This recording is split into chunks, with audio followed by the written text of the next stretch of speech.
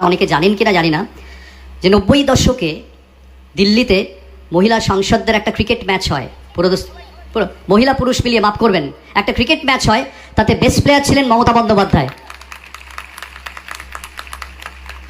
জানতামই না সেই ম্যাচে বেস্ট প্লেয়ার ছিলেন মমতা বন্দ্যোপাধ্যায়, পুরুষ এবং মহিলাদের মধ্যে। তখন উনি কেন্দ্রীয় মন্ত্রী। কাজে এখানে যারা মহিলা ক্রিকেটার, আমার মনে হয় এটা তাদের আরও উৎসাহ যোগাবে, এবং যে কোনো স্পোর্টস মাইন্ডেড পিপল যেখানে যে কোনো খেলার যে কোনো প্রকল্প অন্তত মুখ্যমন্ত্রীর দপ্তর থেকে কখনো মুখ ফিরিয়ে যাবে না। এটাই শুনতে বাকি ছিল। সব কিছু ট্যালেন্টের মধ্যে এই ট্যালেন্টটাও চেপেছিল এতদিন, আমরা জানতামই না। আমরা জানলাম কি করে? ভারতীয় মহিলারা ক্রিকেটে বিশ্ব চ্যাম্পিয়ন হয়েছে বলে আজ জানতে পারলাম যে আমাদের মাননীয় মুখ্যমন্ত্রীও ক্রিকেট খেলতেন 90 দশকে। হয়তো সেই সময় ওয়ার্ল্ড চ্যাম্পিয়নও হয়েছিলেন, সেই সময় হয়তো সেটা পডকাস্ট করা হয়নি, যার জন্য আমরা জানতে পারিনি।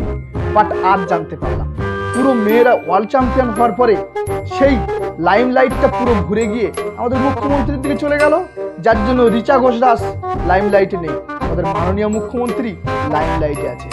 তাহলে আমাদের মাননীয় মুখ্যমন্ত্রী হলেন সবার মোটিভেশন, ভাবা যায়।